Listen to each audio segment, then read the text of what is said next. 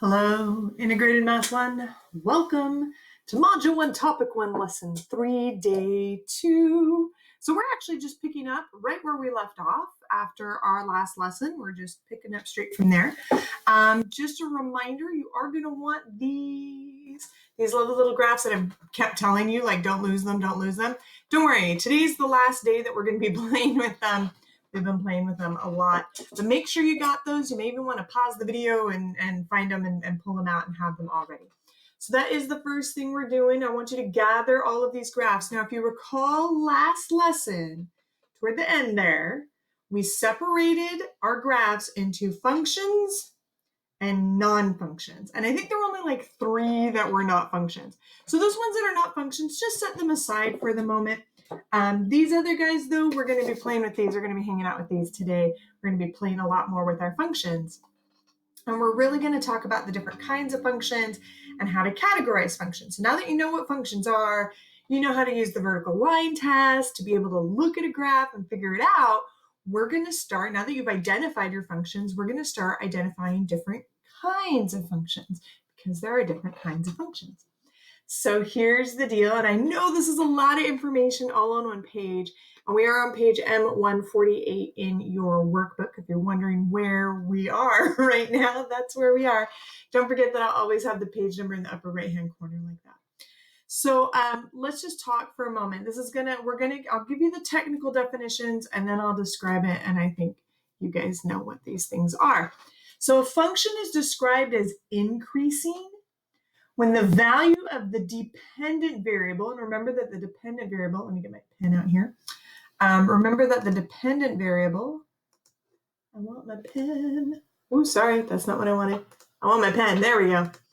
Remember that the dependent variable was our y-axis. So a function is described as increasing when the value of the dependent variable increases, so it's going up, as the value of the independent variable increases. So remember, independent variable was our x-axis. We kind of were noticing that, right? X and y and all that good stuff. If a function increases across the entire domain, then the function is called an increasing function. So guys, remember how with functions we read from left to right? With graphs, we read from left to right. So we're saying, look, if from left to right, my graph is going up the whole time, and maybe it's not a straight line, but it's always going up. If my graph, as I move from left to right, is always going up, left to right, then it's an increasing function. So I bet you know what this next one is then, the decreasing function guy. Yeah. So a function is described as decreasing when the value of the dependent variable, y-axis, decreases, goes down, as the value of the independent variable increases. And independent variables, of course, are x-axis, so x and y. If a function decreases across the entire domain, if it's always decreasing, it's always going down, then the function is called a decreasing function. So remember, we read from left to right. So if my function is always going down, and it's not a very straight line, and it's okay. But if I'm like, hey, my function is always going down, as I move from left to right, it's always going down, then it's a decreasing function.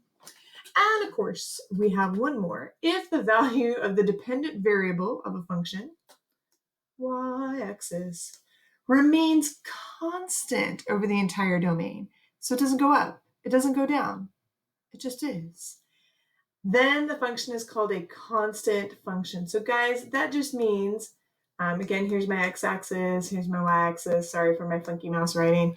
So the deal is, guys, if it doesn't, as I move from left to right, always from left to right, I'm always moving from left to right.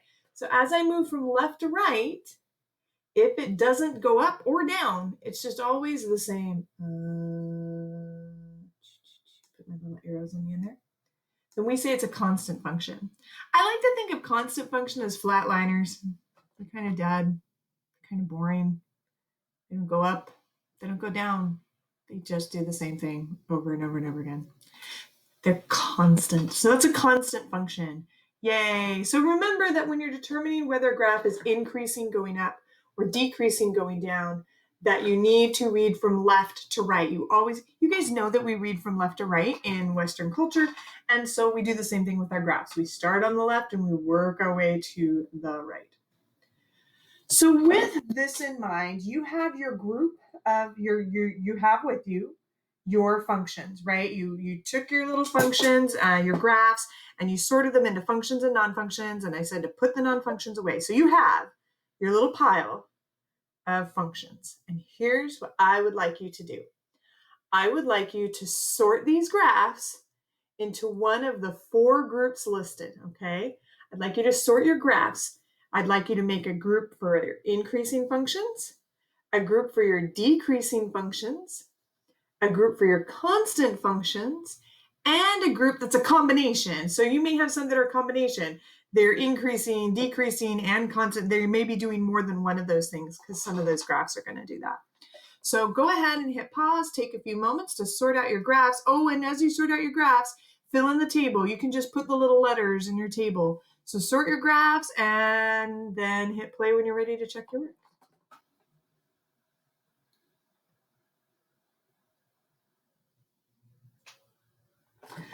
All right, so I looked through my function graphs and I only saw 2 that were always increasing, that were increasing the entire time.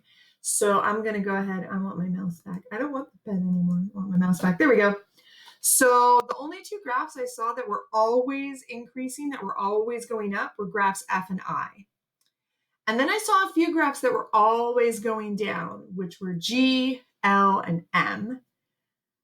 There was only one constant function, though. When I looked at my graphs, I only saw one constant function, which was R.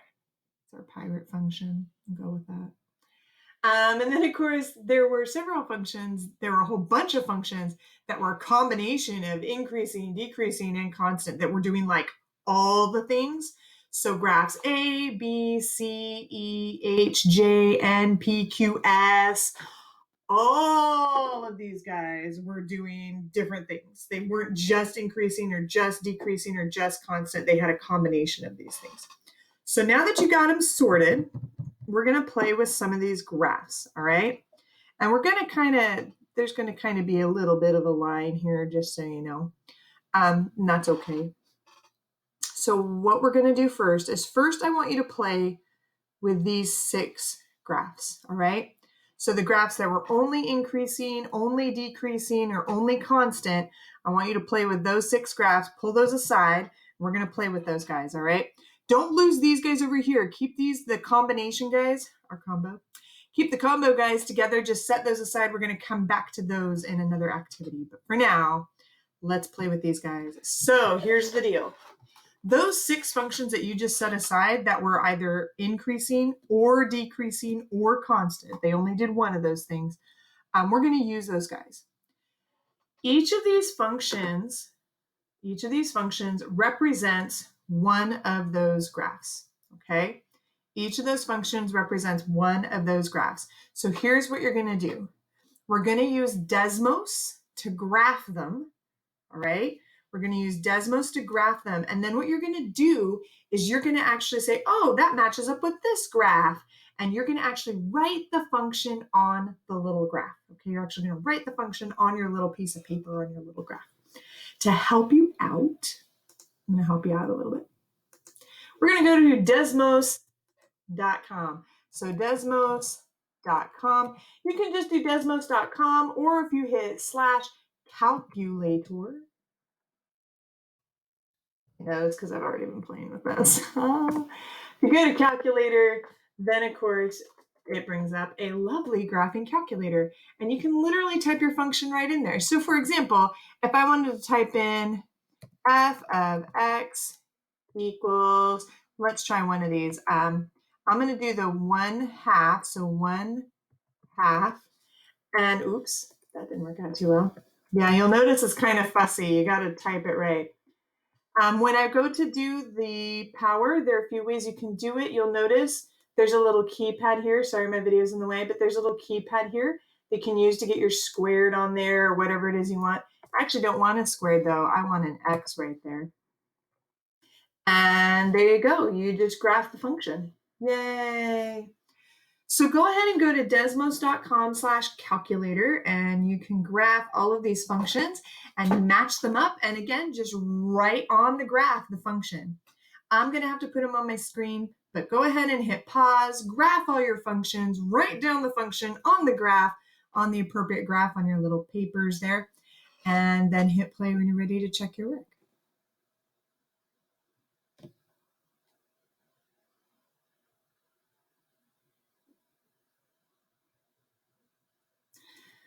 So I admit I prepared some of this ahead of time. I do. I have all the graphs right here. So f of x equals x looks like this guy. I hope you found him. F of x equals 1/2 to the x power. Ooh, looks like this guy right here, kind of doing a swoopy down action. Good times. Hope you matched him up. You know, this next one, though, looks real similar. F of x equals 1/2 to the x power, but it's got a -5 on it. Let's see what happens. Oh, it's also doing the swoopy down, but it got shoved down by 5 units. Interesting. These functions are going to look a little funky, a little different because it said f of x equals 2 where x is an integer. So I told my computer to round it to 2. And so I got a whole bunch of little dots. I then told my computer, same thing with the next one, f of x equals 2 to the x power, but we were told that x is an integer, so I told it to round my x, and so I got, let me turn that one off. So I got this. I wanted it to do dots. It didn't do dots. My Desmos was doing lines. Sorry. And then I did that again for the last one, f of x equals -x plus 3, but because x was an integer, I told Desmos to round my x. And again, I wanted dots, but I got little line chunks instead. Hopefully, though, this was enough to help you match things up, which means that I wrote f of x equals x on graph F.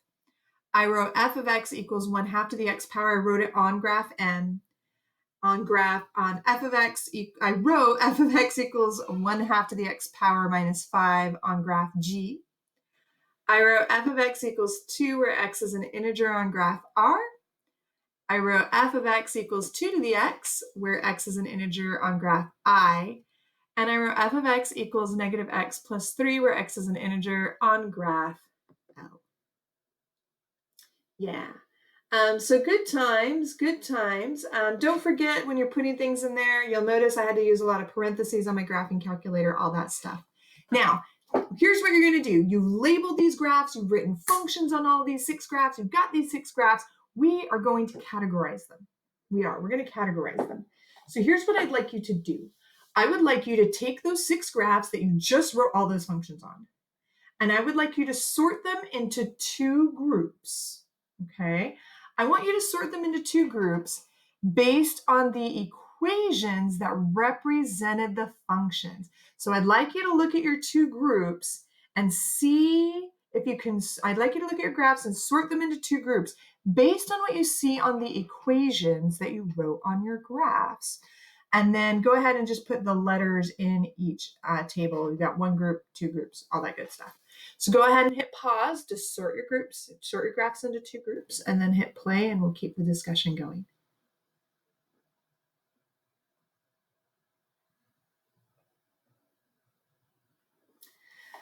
All right, so I sorted my graphs into 2 groups, and I'm going to come back here so I can see my equations. I noticed that I had just a plain x and a -x and a 2. This guy didn't have an x at all, but I noticed something about all of those graphs, so I put them together. That seemed to make sense to me. So my first group was F, L, and R. I put those guys together. For the other graphs, I noticed that they all had exponents, right? That I had 1/2 to the x power, 1/2 to the x power, 2 to the x power, that I kept having an x for my exponent. And so I made them their own group. That seemed to make sense to me. So G, I, and M. Now that I've sorted them based on their functions, I'd like you to look at those graphs and I'd like you to tell me what is the same about all of the functions in each of these groups? Like, yeah, I put group 1 together because they didn't have any exponents. None of the group 1 guys had exponents. All of the group 2 guys, though, had exponents. But now I'd like you to take a look at the graphs and see if you can notice what's the same about all those graphs in group 1? What's the same about all those graphs in group 2? Go ahead, hit pause, jot down your thoughts, and hit play when you're ready to check and see how you did.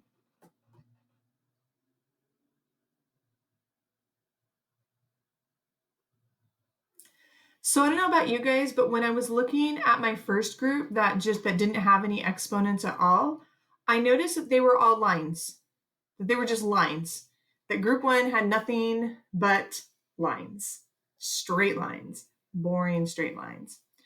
And then when I looked at group 2, where all of them had exponents, I noticed that they all had these nice smooth curves, and either a smooth curve going down or a smooth curve going up, but they just had these nice, like it was either going up or it was going down, but they had these big swoopy smooth curves.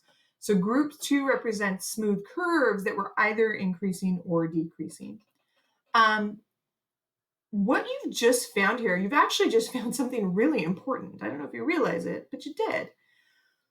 What you've just sorted the graphs into is their own function families. So you have just sorted the graphs into their own function families.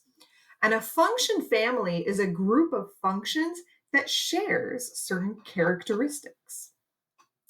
The family of linear functions, linear has the word line in it, hint, wink, wink. The family of linear functions includes functions of the form f of x equals ax plus b, where a and b are just numbers. A is just a number like 5 or 27 or -3. Same thing with b. A and b are just numbers. But notice f of x equals ax plus b, there's no exponents here, none at all. So these would be our family of linear functions. The family of exponential functions, exponential functions, hint, hint. The family of exponential functions includes functions of the form f of x equals a times b to the x power plus c.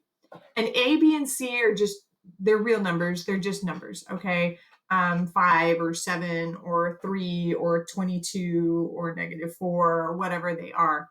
I do want to point out though, and this will become important like in later math classes that you take, b is greater than 0 but not equal to 1, okay? So b is always sitting somewhere between 0 and 1, this lovely little guy right here, just so you know, and you're clear on that. But these are exponential functions. Aren't they fun? We put the fun in functions. So now that you know what these function families are called, can you put those function families, can you identify them on your table? Go back to question 3 in your lovely little table that we made where we separated them into groups. Can you identify which group represents our linear constant functions and which group represents our exponential functions? Go ahead, take a moment, write it down, hit pause, hit play, and we'll check and see how you did.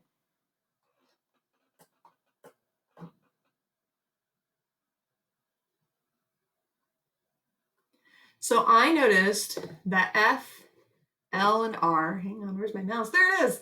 F, L, and R, that they were lines. I think makes them linear functions.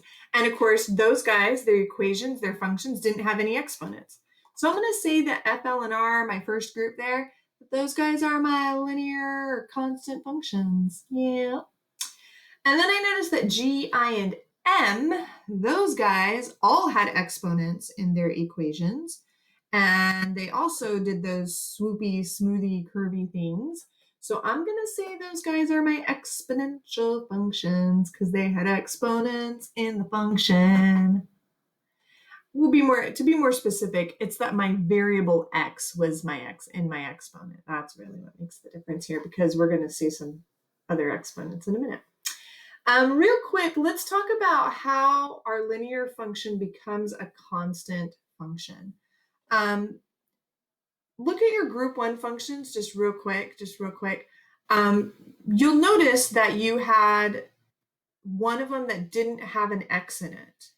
And that ended up being your constant function, right? The flat guy, the boring guy, the f of x equals 2. So that means my x has to disappear in order to be a constant function. Well, if it's being multiplied by a, if I turned a into a 0, 0 times anything is 0. It kind of kills it, right? So if I want f of x equals ax plus b, if that's a linear function, but I want it to be a constant function, then all I have to do is set a equal to 0. If I set a equal to 0 and b is any real number, then I end up with a constant function. Because 0 times x is 0, this is going to cross out and die, and you're just going to have a constant number hanging on the end. That gives you your constant function. Sweet. So what I'd like you to do, these two sets, these two groups that you just made, your group 1, group 2, that you just said these guys are linear and these guys are exponential, can you set those aside? Don't lose them. Don't lose them. We're coming back to them at the very end of the lesson. So just set them aside. We are going to come back to those guys, put them somewhere safe where your siblings/pets aren't going to get into them. My cat is notorious. Let's move on to the next activity here. Quadratic and absolute value functions. Let's talk. A function has an absolute minimum if there is a point on the graph of the function that has a y-coordinate that is less than the y-coordinate of every other point on the graph. So all we're saying is a function has an absolute minimum, and I'm going to bust out my pen again because it's so much easier. It's just easier to see it. A function has an absolute minimum if there's a point that is the lowest point on the graph. There is no other lower point. It's the lowest one. So like, for example, and I'm going to just draw a ghetto graph here because it's my skill set.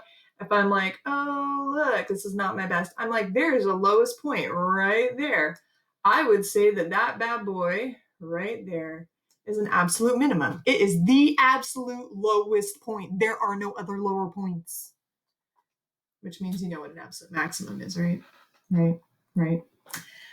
A function has an absolute maximum if there is a point on the graph of the function that has a y-coordinate that is greater than the y-coordinate of every other point on the graph. So we're just saying, look, it's an absolute maximum if there's a spot that is higher than all the other spots, like this guy right here, hey. So I'm like, that's an absolute maximum, yay, right? I'm gonna put my little arrows. I should put arrows on my functions. I gotta put arrows on the end of my functions. Put my arrows on. Sweet. So it's an absolute maximum because it has the highest point. There is no point on that graph higher than that point. That makes it an absolute maximum. So these are, I know I gave you big fancy definitions, but yeah, absolute minimum, that is the lowest point on the graph. There is no point lower on that function. And an absolute maximum means that is the highest point of that of the graph of that function. There are no higher points. So here's what we're going to do. You set aside those 6 graphs that you were working with earlier. We're going to come back to those later. But you still have those 8 graphs. Remember those 8 graphs that were in the 4th column on our table from earlier on, where we were like, they did a combination of increasing, decreasing, constant. They were doing more than one thing. They weren't just increasing, just decreasing. They were doing more than one thing. I want you to grab that pile. Can you grab that pile for me? Grab that pile for me, because that's what we're doing. That's what we're doing. And here's what I want you to do. I want you to sort these again. Doing a lot of sorting of our graphs, right? You feel like you're just playing with cards all day? Because you kind of are. So here's what I would like you to do. I'd like you to take that pile that you have, and I want you to sort them out, okay? I want you to sort them into graphs that have an absolute minimum value. That's the highest point. There are no others higher. I want another group of those that have an absolute, I'm going to try this again. I want you to put one group of those that have an absolute minimum value. That is the lowest point. There is no other point lower. I want you to give me a group that have an absolute maximum value. This is the highest point. There are no points higher. And then I want you to give me a group, tell me which ones don't have a highest point or a lowest point, because the arrows are going forever or whatever they're doing. So go ahead and sort it into these 3 groups. And actually it was more than 8. What was it? It was like 10 graphs, right? It was a whole bunch. I would like you to sort them into these groups. There's actually like 10 of them. Sorry, I thought there were 8. My brain is having a hard time today. And again, just like we did before, put the letters of the ones with absolute minimums, the ones with absolute maximums, and the ones that don't have either in each little category of your table. go ahead and again, just physically split them up too. That kind of helps. Go ahead and hit pause, group them properly, and then hit play when you're ready to check your work.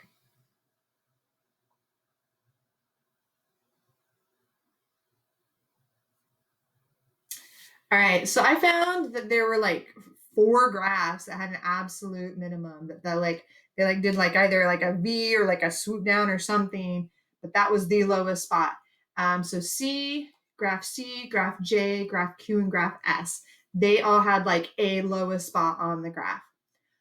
I also found like 4 of them that had an absolute maximum. They had a highest spot on the graph. Again, whether they were doing something, but there was a point where you're like, that's the highest point. There is nothing higher. So graphs B, E, H, and N. And then I actually found 2 graphs that didn't have an absolute maximum or an absolute minimum.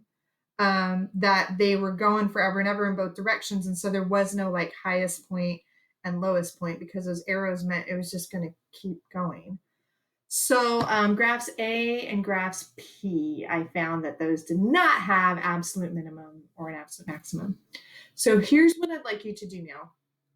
Can you set these 2 graphs aside? We are going to come back to these 2 graphs, I promise. Set these 2 graphs aside, just for the time being. We'll come back to them. Do you feel like you have like a billion piles of graphs right now, by the way? And I want us to focus on these 2 sets. So I want you to grab all 8 of these graphs that have absolute minimum or an absolute maximum. And here's what we're going to do. We did this earlier. I would like you to go on to Desmos, okay? I would like you to go on to Desmos. I hope you still have that page open somewhere and graph each of these functions, okay? Graph each one of these. And just like you did before, match it with your graph, okay? Match it with one of the graphs that you have in your hand. And I want you to actually write the function on the graph.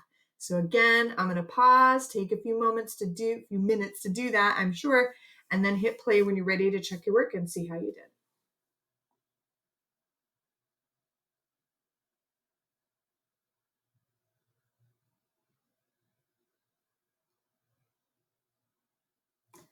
Now, as I told you guys earlier, I already prepped for this. So here are old graphs. I don't need those guys.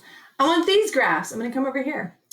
So here are my 8 graphs. Hey, there they are. So f of x equals x squared plus 8x plus 12 looks like this. F of x equals the absolute value of x plus 3 minus 2. Don't forget those are absolute value bars. So it looks like this lovely guy here. F of x equals x squared. Ooh. It's not that exciting, but we'll pretend like it is. F of x equals the absolute value of x. Whoa. That's a V. It's definitely a V. V for, are you very much done with this? Quite possibly, quite probably. F of x equals the negative absolute value of x. Oh, my V flipped. My V flipped. I dropped my V. Next one, we had negative f of x equals negative 3x squared plus 4, where x is an integer. So because it said x is an integer, like I did before, I told it to round my x. And again, I got lines instead of dots. I wanted dots, but I got lines. I mean, it works. F of x equals negative 1/2 x squared plus 2x. Ooh, so curvy. Are you checking out my curves? You should be.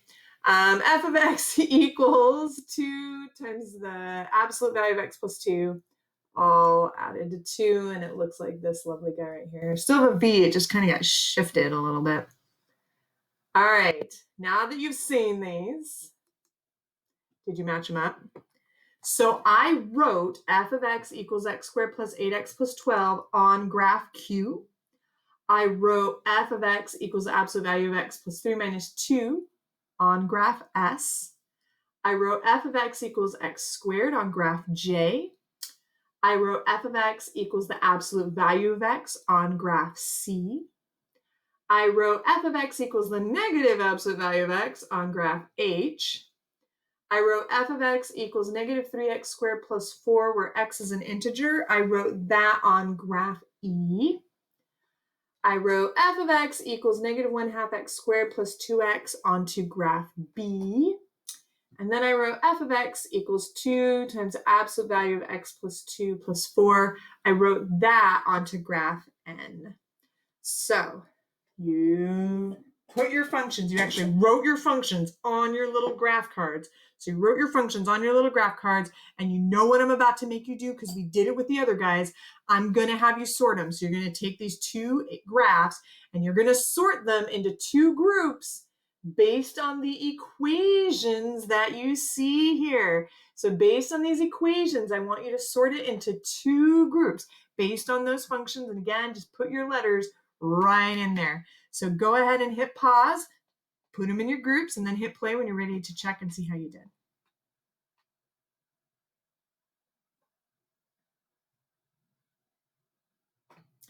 So I don't know about you guys, but I noticed that I had a whole bunch of stuff here. So I noticed I had an x squared, an x squared, an x squared, and x squared. So I was like, well, okay, I'll put all the guys with x squareds together. So that's graphs B, E, J, and Q. I put those guys together because they all had x squareds. I noticed for the others, though, that all the others, this guy, this guy, this guy, this guy, that they all had absolute values. So I went ahead and put those guys together. So graphs C, H, N, and S. What I would like you to do, again, just like we did last time, now that you've seen, you put them in your two groups, these guys have the x squared, these guys have the absolute values. I want you to look at the actual graphs themselves and tell me, what do you notice about these graphs? What's the same about all the graphs in the first function group? What's the same about all the graphs in the second function group? Hit pause, jot down your notes there, and then hit play, and we'll continue the discussion.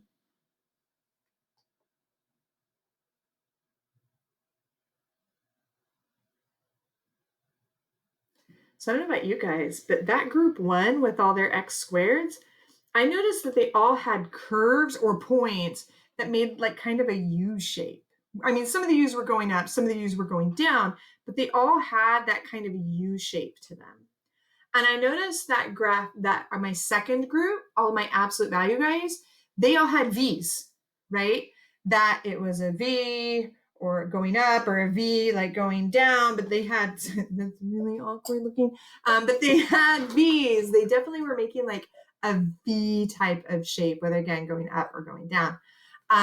So I bet you're not surprised to discover that you just sorted functions into two more function families. Yeah, you did. Those x squared guys, they are the family of quadratic functions. The family of quadratic functions includes functions of the form ax squared plus bx plus c. And again, a, b, and c are just real numbers, 5 or 27 or negative 2.3. And notice that a cannot equal 0 because, as we know, if a equals 0, if you multiply by 0, it kills it, and I don't have an x squared anymore. And if I don't have an x squared, I'm not a quadratic function. If I'm not a quadratic function, what am I? I don't know, but you're not a quadratic. So a cannot equal 0. Those v guys that you found, like that other group, the v guys, you found this lovely guy, the family of linear absolute value functions. That's a mouthful. The family of linear absolute value functions includes functions of the form f of x equals a times the absolute value of the sum of x and b plus c, where a, b, and c, again, they're real numbers, 5, 27, negative 32.4, you know. And again, a cannot equal 0 because if a equals 0, it'll multiply by my absolute value and it'll disappear and be gone, and it won't be an absolute value anymore. It won't exist. So again, going back to the table that we just did on question 3, just go back to the table, and if you could just take a moment, tell me which group's my quadratic functions, which group is my absolute value, linear absolute value functions. Hit pause to jot that down, and then hit play to keep the party going.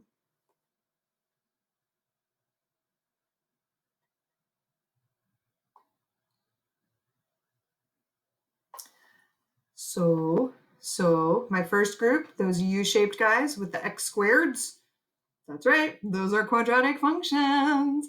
And my second group that had my V shape with my absolute values, yeah, they're absolute value functions. So linear absolute value functions. All right, we're going to do this one more time, though a little less involved. Remember how we had those two functions that you set aside that were doing a combination of that didn't have an absolute minimum or an absolute maximum, and you set those two aside? Can you grab those for me real quick? I'm going to help you with the graphs on this one because the graphing these gets messy and complicated, but it can be done. So I'm going to graph these on Desmos. So we're over here. Hang on. I got my little, there it is. So I graph these on Desmos.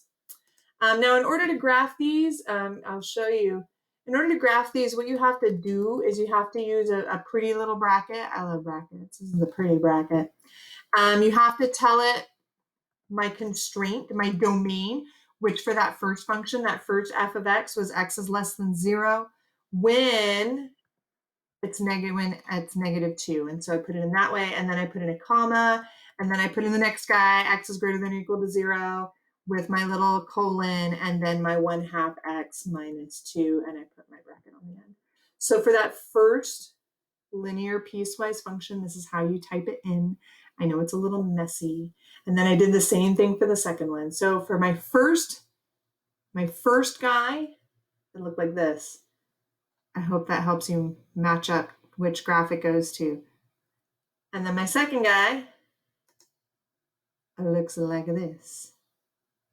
So you know what you're about to have to do, right? You know what you're about to have to do. I need you to write that function onto the graph it goes with.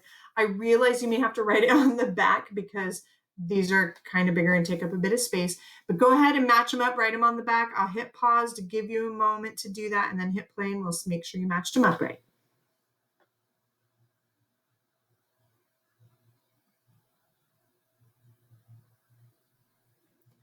So I realized that when I graphed these just now in Desmos, that this guy was totally graph A.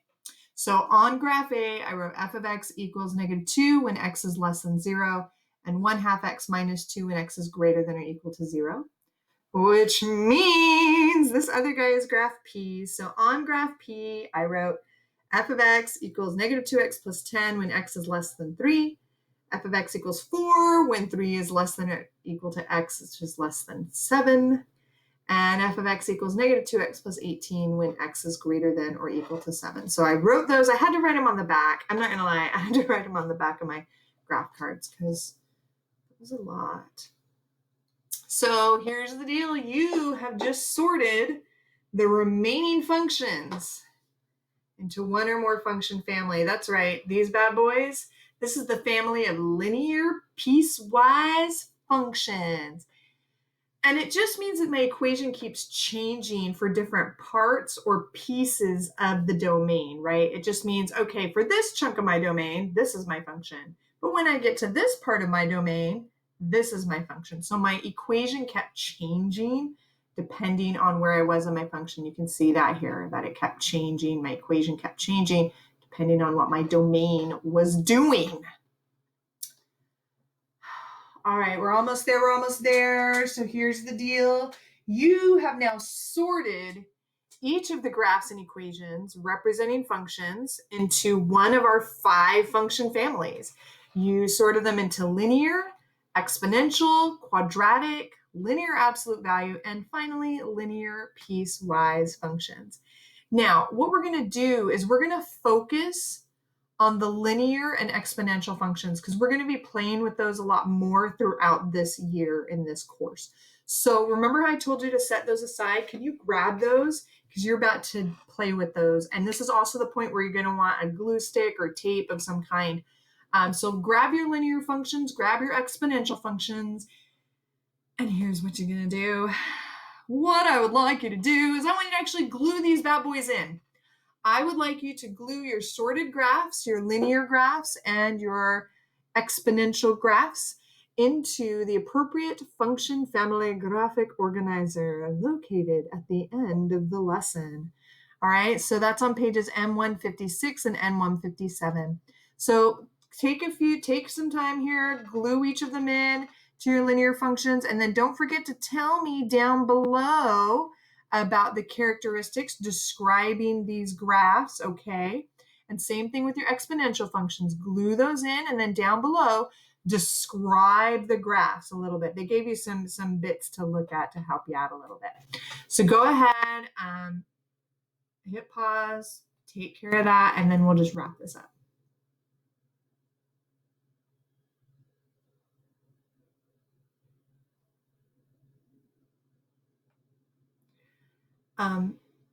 Don't worry if you don't know everything about these functions right now. It's okay.